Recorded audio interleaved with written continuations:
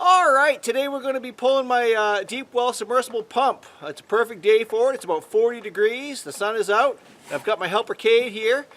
One thing we're not going to talk about is my personal opinion of decorative well covers in the wintertime. You can see this one's not faring so well, so we're going to get this right out of the way and get started. Alright, let's have some fun. Alright, I'm going to start by shutting the water off to the house, and that's because I don't want the whole house to drain back into the well when we pull the pitless adapter.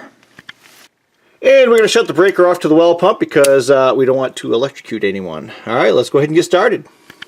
Alright, what I've got here is a T and two 18-inch pipes at the end here on a 6-foot 3/4-inch pipe. And I had to step up to 1 inch. The reason I went with 3/4 is because that's all they had at Home Depot cut to length, and they didn't want to wait around to have someone cut a 10-footer. You may have 1.25 inch, so keep that in mind. You'll want to determine that before you get started, alright? Alright, so we have the power shut off to the well pump here, and we're just going to go ahead and pull the wire out of the well, and we'll cut it.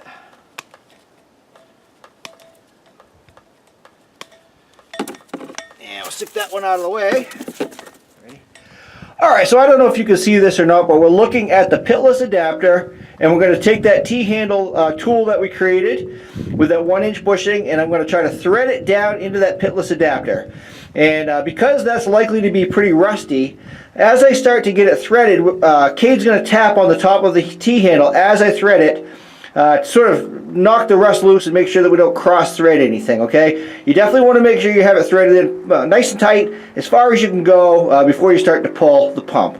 Alright, so from this point forward, I'm just going to set the camera on a tripod, and hopefully we'll check in with you once we get the pump pulled. Alright, I don't want to hit you in the head. You find it?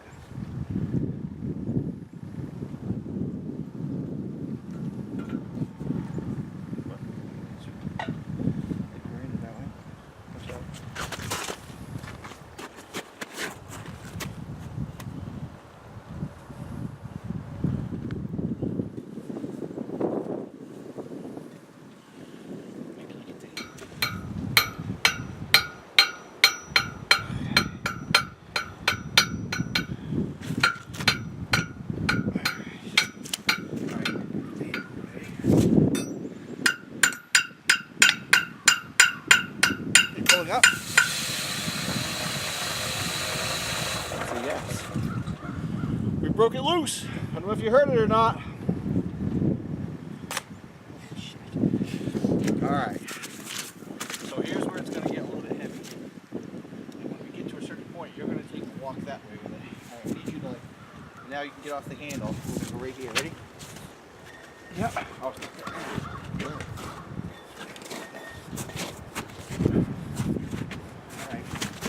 oh, oh.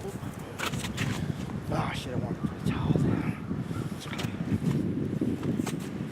Alright. Don't let it bend. You're going to support the weight of that. Walk back. Walk back. Get right to the end of it. You're walking backwards. You get situated. Go ahead. Put it down in front of you. Yeah. Don't go in fast.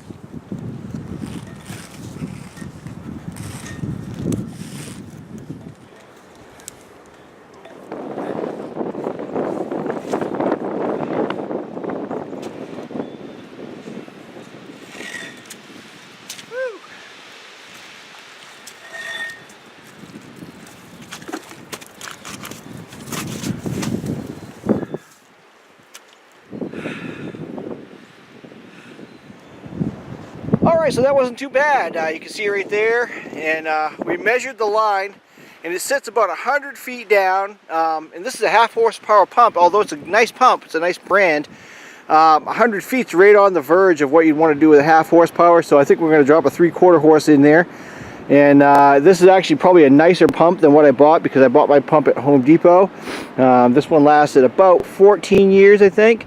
So let's hope we get 14 years out of the next one. The other thing I'm going to do, I bought wire. I'm just going to replace all the wire. I could go through and inspect the wire, look for chafes, but I have the wire, and I don't want to pull the pump again because I didn't want to spend the money on wire. So I'm just going to replace the whole thing. We're going to start the process of removing the torque arrestor and then the wire, and then we'll break the pump free. I don't know how much of it I'll get on camera, but you'll see the process, and that's what's important here. All right, I'm going to go ahead and start on getting things taken apart here.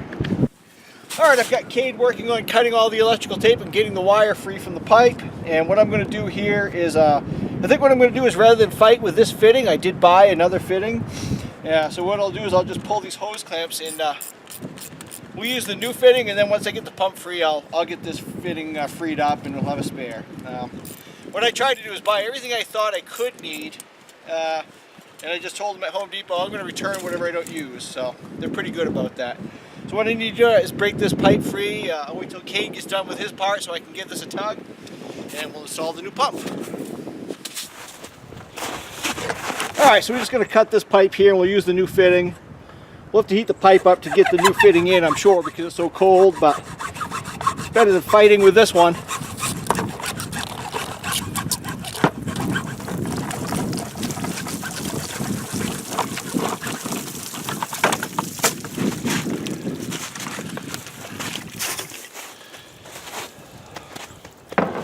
Alright, so that's going to be a lot lighter during the install than it was taking it out. You can see all the water draining out of the pipe here, right where we stand. That's alright.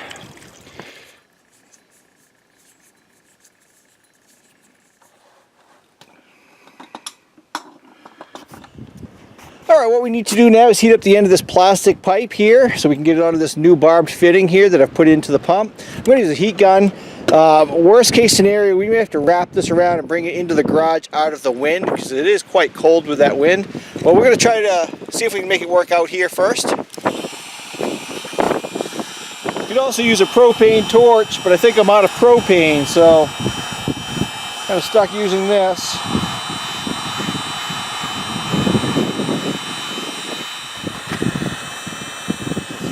Flex it all to it. Push, push, push, push, push. Push, push, push. I think we did it. Push as hard as you can. Alright. Now we'll tighten down the hose clamps. Alright, we're making progress. I did bring some heat out here because it's starting to get a little chilly. The wind's picked up. What we're going to do now is run new wire, and my trusty assistant Cade did convince me to use my new clamps, and it makes perfect sense. You know, I have them. Why use the old clamps when I have brand new ones? We don't want to put it down the well and find out we have a bad clamp, right? So what we're going to do now is run new wire. We'll put our torque arrestor on, and we'll drop it down the well and see how it goes. Lift it out of the center as I walk. No, just the one I'm working in. Yep.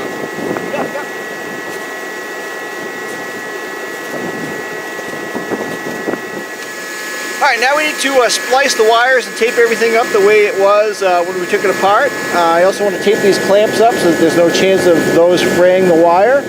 So let me reposition myself and go ahead and start that process.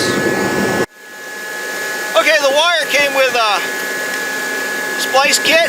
Okay, it comes with some heat shrink tubing and some wire crimps. Okay, what we're going to do is first we're going to strip back our wire a little bit. This is 12 gauge wire, and you don't want too much wire exposed.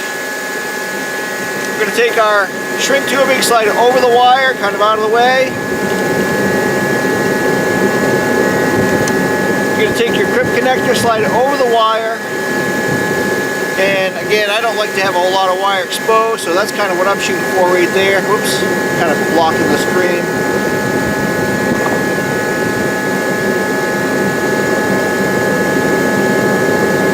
And you can use some crimp pliers, or you can use some vice grips if you don't have any. Grip it on there and give it a tug, make sure it's good. Okay, do the other side here.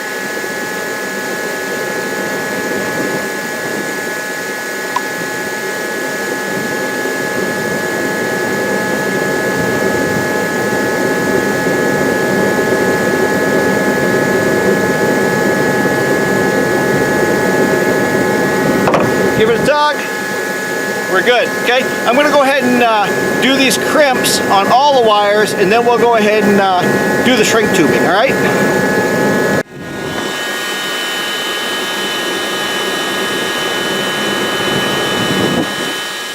Definitely need to hold a little more heat to them here where we're outside in the cold and the wind is whipping here, as you can hear. So I'm going to go ahead and get these done. You can see how they shrink down. Obviously you're trying to get the ends so that they would be waterproof as much as possible.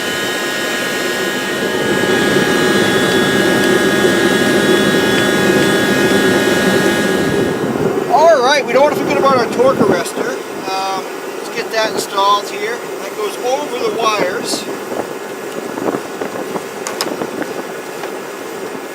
Instructions I read indicate that this should actually attach to the pump, which I'm unable to do on this pump. So the previous one, the one we took off, wasn't attached to the pump either. So let's go ahead and get the bottom part installed, and then we can expand it a little bit by pushing the top towards the pump.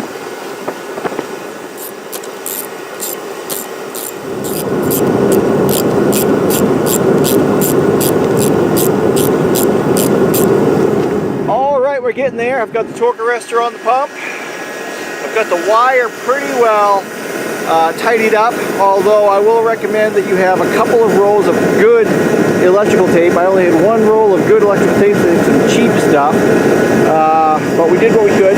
And also, obviously, if it were warmer, I think that wire would have been a little more cooperative in terms of straightening out, because it's so cold. The plastic is real rigid, but this is the situation we're in, and we're going to make the best of it. All right, let me go get my helper who's inside warming up, and we're going to drop this thing down to the pipe, hook it up, and hope we have water. All right.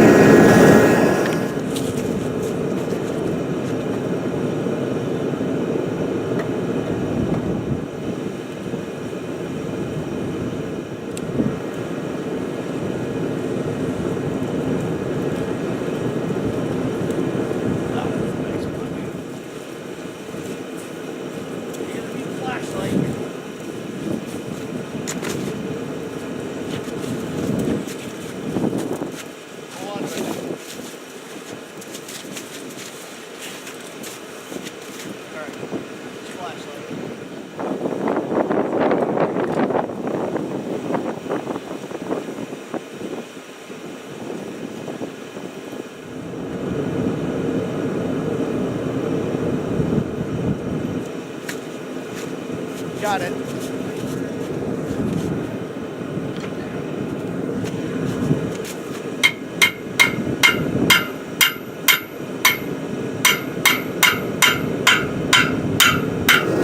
Alright, I'm going to finish up these crimp connections. I probably won't show it on camera because I've got this heater blowing, and I really do want to get inside and test this out, get warmed up. So let me finish these up real quick. And hopefully the footage came out good on the earlier one, so it's essentially the same thing, right? Again, it doesn't matter with the red or the black on a 2-wire pump, 2 wires in the ground. But if you have a 3-wire pump, obviously you'd want to pay attention to what you're doing, okay, as far as hooking it up. You'd also have a control box above ground, alright? So let me get this finished up, and I feel bad that I'm kind of cheating you out of it, but this is going to be a long video anyways, as it is.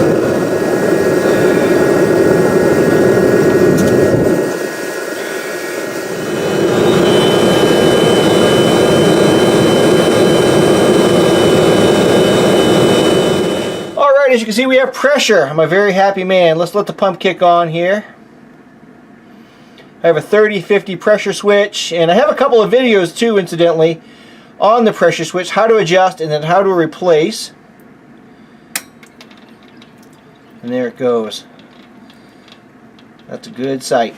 Alright, what we need to do now, and I'm not going to show this because it's been a long day already, long video I'm sure, is I need to let the water run until it runs fairly clear, because there's a lot of rust and other contaminants in the water. Then I'm going to dump about a gallon of bleach down into the well casing.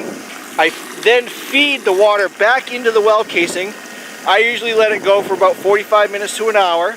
What that does is it circulates the chlorine, right? Because I'm going to be putting water back into the top of the casing. It's going to help force that chlorine down into the entire casing. Okay, that's important. Then I go into my home, I open all the spigots until we smell chlorine in every spigot, hot and cold, and then I let it set overnight. That's what I do. Okay, that's what you should do as well, because we've introduced a lot of contaminants to our well. This, by the way, is where we've been, the operation. This is the central point of operation today. And I want to say a thanks to Cade, who does not like to be in my videos. He doesn't mind helping, but he's not a big YouTube on the camera guy like me. And but he's been a huge help, and I couldn't have done it without him today. Thanks for watching. Give me that thumbs up. Leave questions and comments below. And if you're going through this, don't get discouraged. You can do it. Stick with it and have fun.